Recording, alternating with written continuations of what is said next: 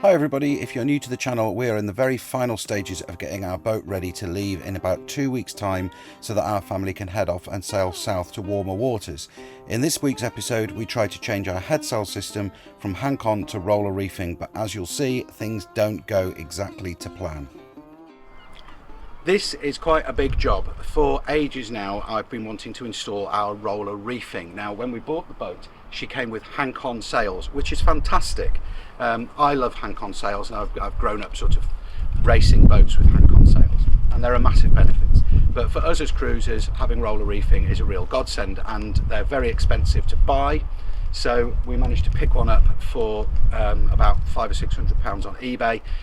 Earlier last year, Mark helped me fix some of the bits that were broken on it, and today we're going to have a go at fitting it.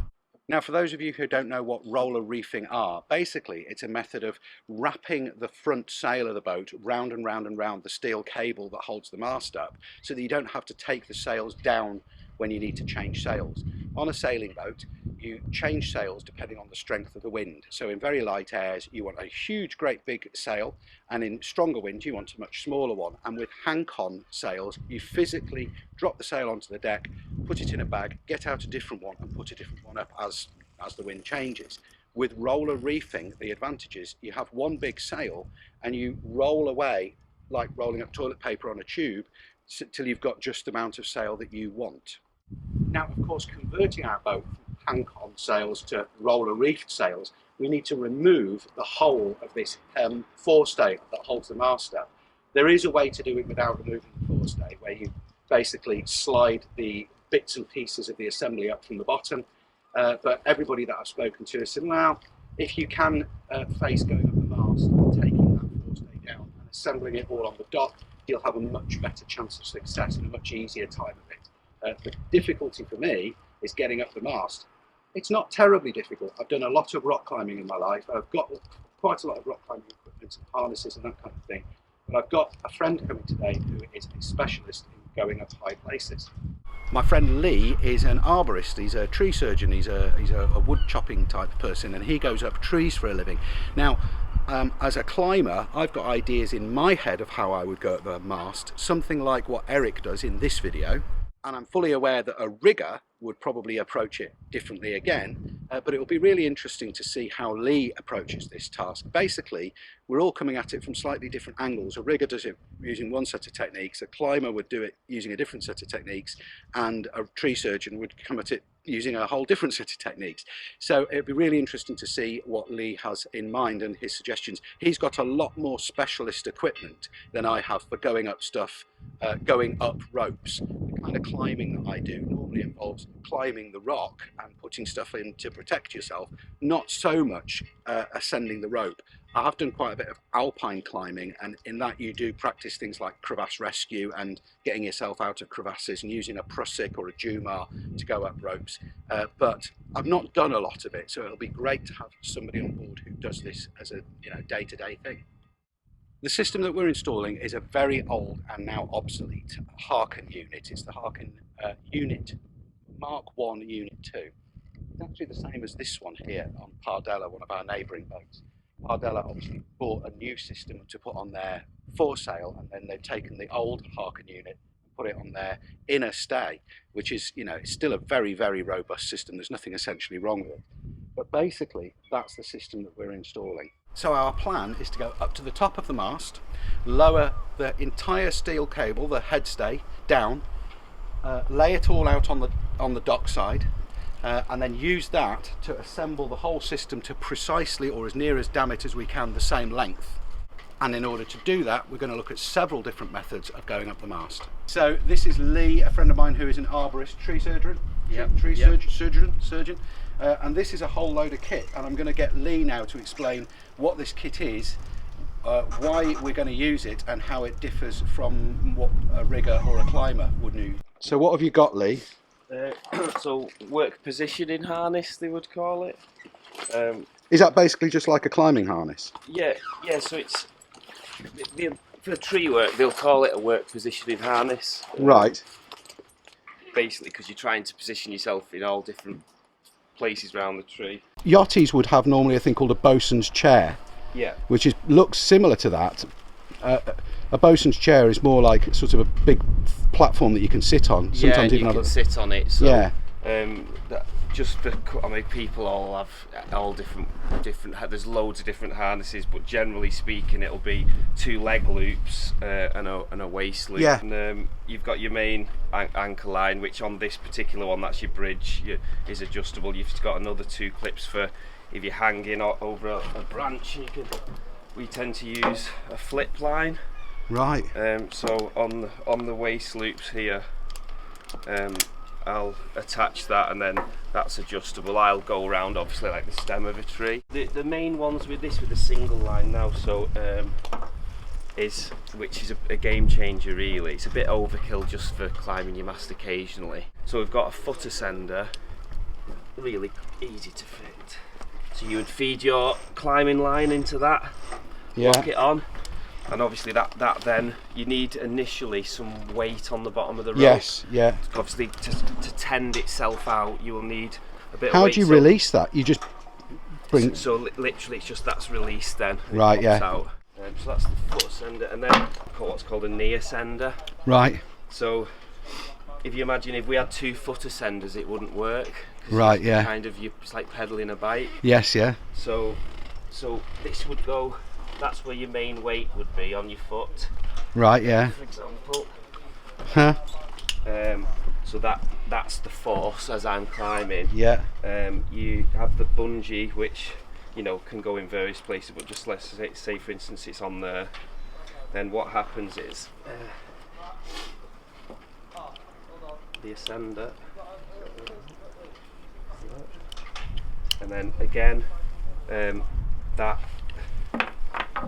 As I pedal, yes. I can push and I'm climbing. Yeah. And all the weight is on the foot strap. The bungee is just tending this, so it will pull it up.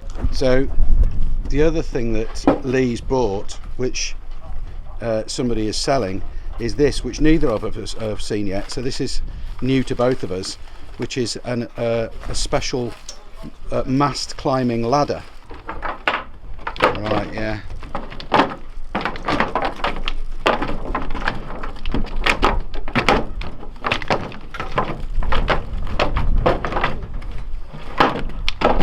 So this has actually got lugs. Yeah, so they've got on the central part. So you'll feed them into the mast. So before we slacken off the backstays and slacken off the forestay and get all of that ready to come off the boat, we're just going to have a couple of practice runs with different techniques for how we're going to climb up the mast, so that when we're ready to take the forestay down, we can whiz up the mast quite easily. This is our jib halyard. We're not going up on the spinnaker halyard. The spinnaker halyard, which is next to me, goes up to a block at the top of the mast on a shackle. And I don't personally think it's safe to go up on a pulley on a block, because if that pin has got wear and tear that you don't know about, we can't see it, can we? We can't see it. But this one goes up into the mast and down and comes out here. So you're hauling up the climbing system, yeah, so I've halyard. Literally just put a bow line in that just to send that to the top. And for example, depending on whatever system you want to climb on, obviously there's lots of different systems. Everyone's opinions are going to be different. Mm-hmm. I can put our climbing system into that, and we can just send that to the top. Brilliant. Lock it off. Yeah. And still have the option to come down on your own system. If there's something happened and they're panicking or they can't come down, they've hurt themselves, you literally can just slide it back that down. System then comes down under the wave. Yeah. If it's not, you take a turn off. It's just like let them down, and they're under control. Fortuitously, CJ from CJ Marine is working on the boat next door, and he was just saying, similar to what I said earlier, don't go up on the one that's on a block, an external one, go up on a rope that's actually going up through the mast and down the inside. And he's also advised take off the main halyard, chuck it over the spreaders, because then you've got 2 ropes basically that are going through the mast and out the other side, up the inside of the mast and out the front, which is much safer than using one that's on a block. And then the one that's on the block, the spinnaker halyard, we'll just use to haul up the new roller reefing setup once we've assembled it. while Lee is just setting up his tree climbing stuff, I'll just show you the stuff that I've got. This is a thing called a gree, which is a rock climbing belay device, and it basically acts a little bit like the seatbelt in your car. You wouldn't use it on this rope, by the way, I'm just doing this as an example. But basically it's got a cam that locks over, so it will allow you to slide it up, but then when you pull down hard on it, it'll lock off. And similarly, I've got normal alpine ascenders. This is a thing called a Jumar, and it's got the little teeth in. So I've got very similar kit to Lee, but not quite the same, because Lee's is all tree climbing stuff and mine is all alpine rock climbing stuff. Yeah, you need a little bit of weight on the bottom of the rope just to get it started. Oh, I'll just grab my helmet in a minute, but we'll just give a demonstration. Yep.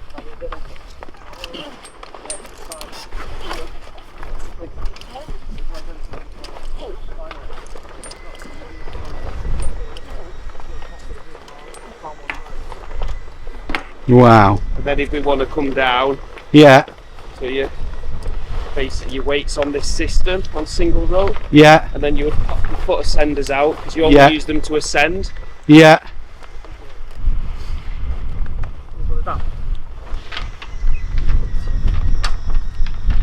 So you take your foot ascenders out. So they're not doing anything now. And then you just come down by just relieving the pressure on the prusik. Yeah, literally just on your fingers, pull it down, and you just feed yourself down. Wow. That's such a cool way of doing it. So that's that. It's that easy. That's how easy Lee is going to go up the mast and get our forestay down. So what we need to do next is prep the situation for the forestay to be removed. And what we're going to do is remove the split pins, slacken off the bottle stays on the back stay, the bottle screws on the back stay, and then we're going to put up a secondary line, a temporary forestay, crank the mast forward and slacken off that forestay so we can lower it down. So step one is remove the split pins from the back stays. And now with the split pins out, we're putting a bit of insulation tape round each of the bottle screws on the threads so that we can see exactly where we need to do them back up to put them in precisely the same place that they're at now. Because when we assemble the new system with the drum on the dock side, we want it to be exactly this length, and that will make all the difference. Good. Step two is set up a temporary forestay, and what I've done is I've taken the main halyard to this cleat on the foredeck. I'm just going to winch up on this temporary forestay until the existing forestay goes slack. So with a little bit of tension on the temporary forestay, we're now slackening these back stays off. How slack have you done the other one? Just more or less to the end of the threads? No, not even that, just half the thing at the moment. Got to go and do them either side. So the idea is we're slackening off the back stays so that we can crank the mast forwards with the temporary forestay, and when we crank the mast forwards with the temporary forestay, these should go back tight again, and the mast is going to be leaning at the top portion of the mast is going to be leaning slightly further forward than it was, so we can take the forestay off, but it's still going to be fully supported. And the lowers and cap shrouds we're not touching because we don't have swept back spreaders. Our spreaders are in line with the mast. They come straight down from the top of the mast and down. If you have swept back spreaders, you would have to slacken those as well, because obviously they're holding the top of the mast back a little bit if your cap shrouds are swept back.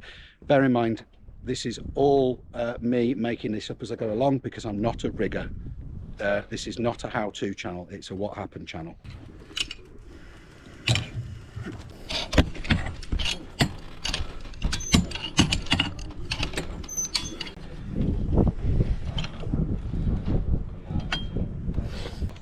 Right, so there's our forestay, which is now off the boat, and what we're now going to do is send Lee up the mast to detach it at the top.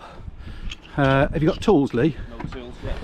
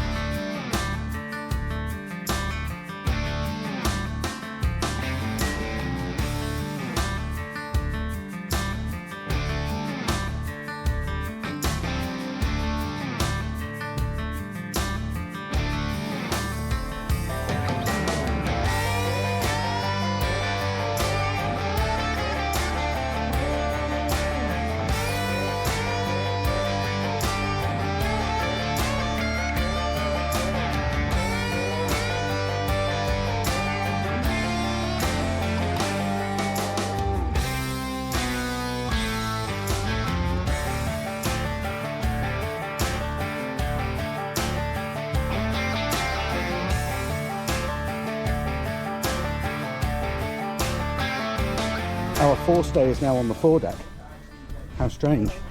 And the next thing to do is to take the turnbuckle off the stem so that we can lay the whole lot out on the pontoon and make sure that we make the new assembly to exactly the same length. And then I'm going to put this turnbuckle back onto here,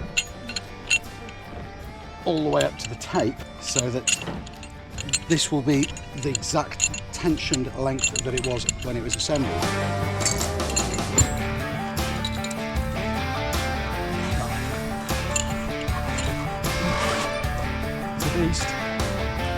Right, guys, we're about to fit our roller reefing, second-hand Harkin roller reefing drum. What advice would you give us in terms of how to position the drum? It doesn't fit nicely in the pulpit anyway. We're going to have to raise it, I think, for that reason. But in terms of the cut of the sail in the future for us as cruisers, what's your advice in terms of the drum height and how we set that up? Right. So what we can do, what we often do with cruisers when we are, when the furlers are installed, if it's sitting too low and the sail is going to rub on the pulpit, is we will install a tack pennant.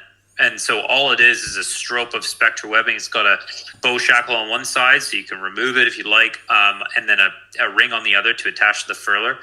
And then when we're designing a custom sail, because the sail length is to be determined, we can then just adjust the tack height up to allow the sail to sit over top of it. Raising the furler up also works. When we have furlers that are really low, and we have to have a really big pennant, then we can start to see issues. And what happens is that the sail wants to pull back on this little piece of line, and your tack starts to droop, and you start to get wrinkles. There are solutions to it. The most easiest one is to just grab a soft shackle. You just put the soft shackle around your pennant and keeps it up against the forestay, and Bob's your uncle.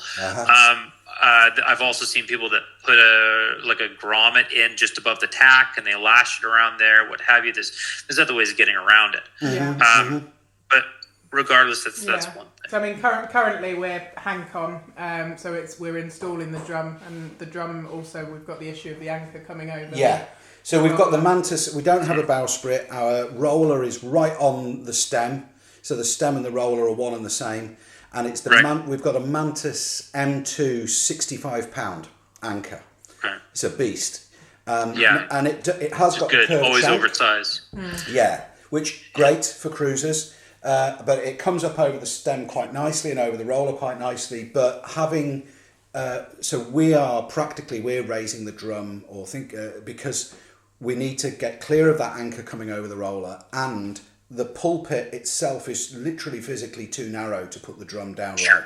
Yeah. So we're putting some toggles on under the drum to do that. Sounds like the right decision to me. Lifting the furler up, get it out of the pulp, get it out of the way. And realistically, the force that you're losing is quite minimal.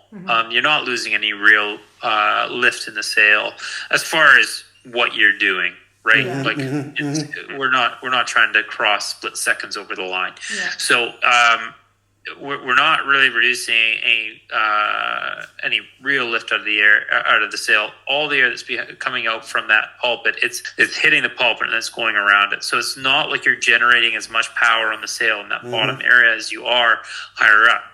Yeah. And what you are doing is you're avoiding water going over top of the bow and hitting your sail. You're allowing the sail to stay off the pulpit, and you're generating better visibility. So you're safer, better on the sail, around. And just, it's the better way to go when cruising. So the issue here is partly the drum fitting inside this here, but also it's clearance for the anchor to come up over the roller. With the drum there's not actually much movement, not much possibility of the drum moving side to side, and it's very, very close to the anchor there, wouldn't you say, Andy? Yeah.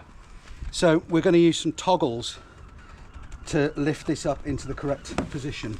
So these here are the toggles. I'm going to put one on and see how we get on with one, and then I'm going to put another on and see how we get on with another. It's going to need at least 2 because that is with the threads almost all the way out. Yeah. So I was talking to Dan Thursfield from Peterson Rigging about this because my original idea was to use a turnbuckle, and he said no, you can't do that because it puts the strain on the turnbuckle in a way that the turnbuckle wasn't designed to take. Tie this on because then when I drop it in the sea we don't lose it.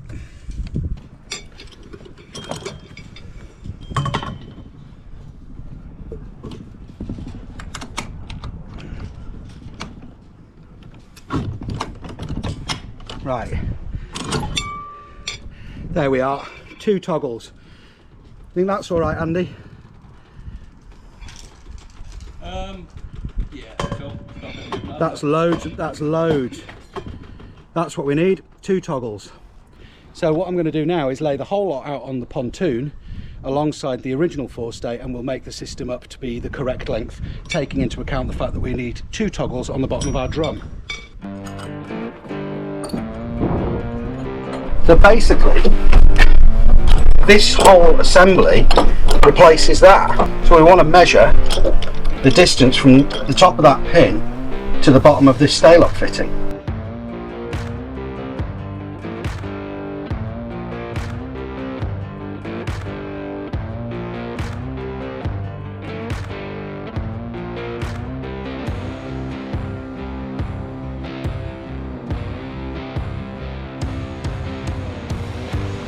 You undo this collar, which is called the torque tube, and then you can slide this up to put your Norseman or stay-lock fitting on the bottom. So our foil system is all cut to the right length.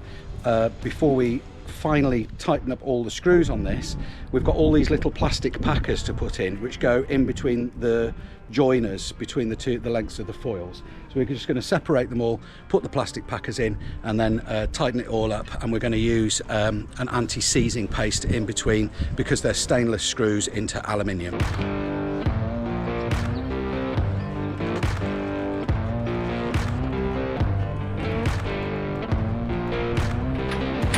The next thing to do is put the stay-lock swageless fitting on the end. We're on a bit of a tight time limit now because Lee has to get off to lifeboat training. Yeah, you don't need to come down that far. So I've got the outer strands are now unwound. I'm now going to wind the cone on. It's a very tight fit, that. Yes. So now we've got the core protruding by 5mm through the end of the wedge, and now we've got to re-wrap the outside of the strands around the outside. So now with the outside of the wire wrapped around the wedge, what I'm doing is positioning the outer strands so that they're as even as possible around the top of that wedge, and they reckon the advice is it's worth spending a little bit of time getting these to be as neat as you can, because it will make the whole system a lot more secure in the long run.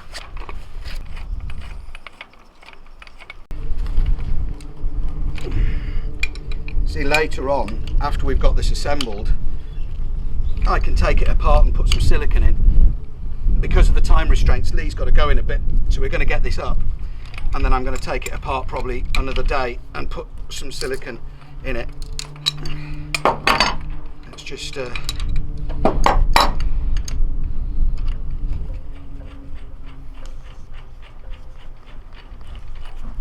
yeah, look at that.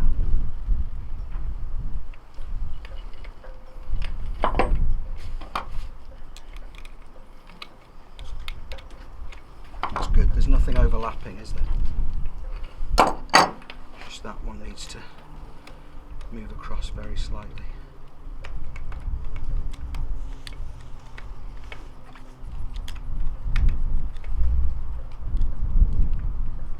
Yeah, lovely.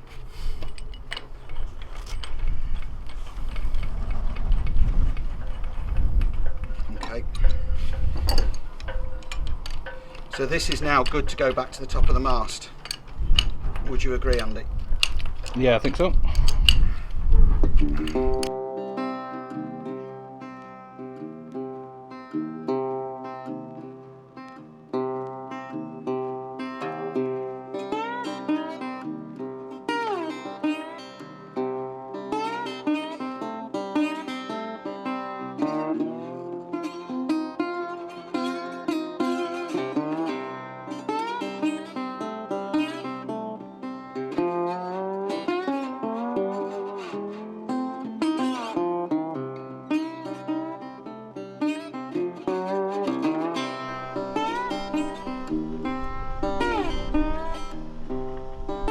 Absolute disaster. We have had a proper disaster. One of the welded joiners that goes between the foils has snapped. The problem is, these lengths of foil all join together, and you can see that to join these lengths of foil together, they're all about 2 meters long. There's these pieces of aluminium which have been milled, but whoever took it apart in their wisdom took some of these out and cut some in half. Now you might be thinking, well, why have you not just ordered new foil joiners from Harkin? It's an obsolete system. It's incredibly strong, incredibly well made. Mark took away the broken ones. So this is what a finished, an original one looks like. And these are the ones that Mark has brought back. All beautifully welded. Look at that. Fantastic. The weld has failed. They were done by a machine shop and that weld hasn't worked. So, and now we don't have time to mess about. Lee's got to go in the next 5 minutes. So we're gonna down tools for a minute and have a good think about what to do. Okay, we have managed to fix the joiner that had broken. Basically, the joiners between the foils are about 40 mil long, about 40 centimeters, 35. There's loads of meat either side of the join. You can't buy these parts anymore, they're completely obsolete. I've been in touch with Harkin. We had them welded and the welder's broken. So our previous discussions with riggers was to use the remaining half. So we've shuffled that remaining half along across the join, drilled and tapped the holes, and that seems to be a good repair. I'm going to go up the mast now because Lee has had to go. I do have a gree and I do have a Jumar, but what we're going to do instead, we've got a really powerful electric drill, so we're turning one of our halyard winches on the mast into an electric winch just to whiz me up the mast to do that. And I think that, you know, there's lots of ways of doing this, isn't there? Lots of ways to skin this cat, but let's see how we get on. I can't do drone footage and go at the mast at the same time, so there'll be no drone footage of me up there. I'm a bit frightened.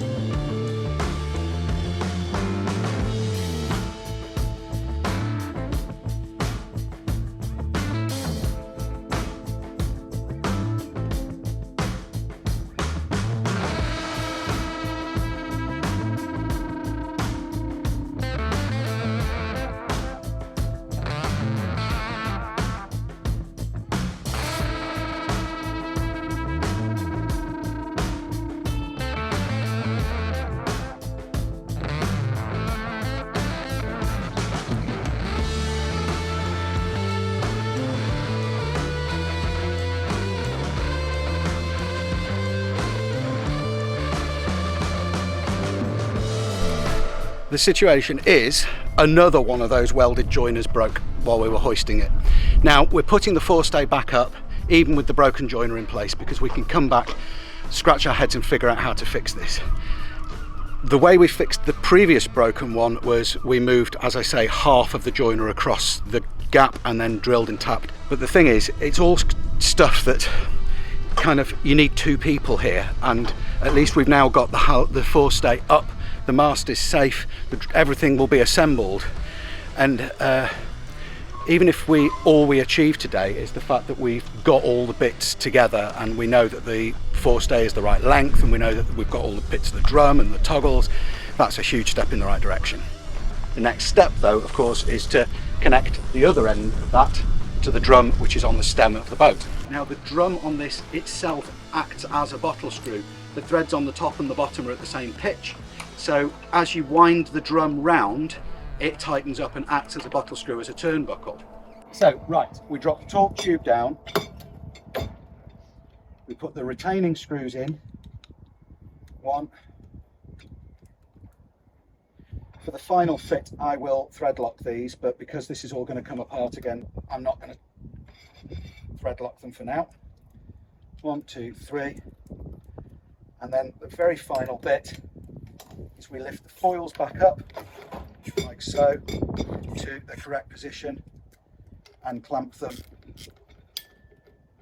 using the collar at the top of the torque tube.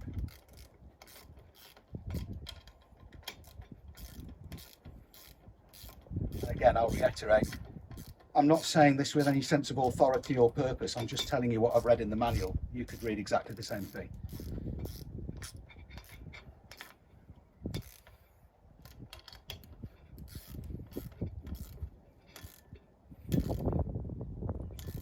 Right, that is a complete assembly, but it's a broken assembly because the flipping welds broke. Never mind.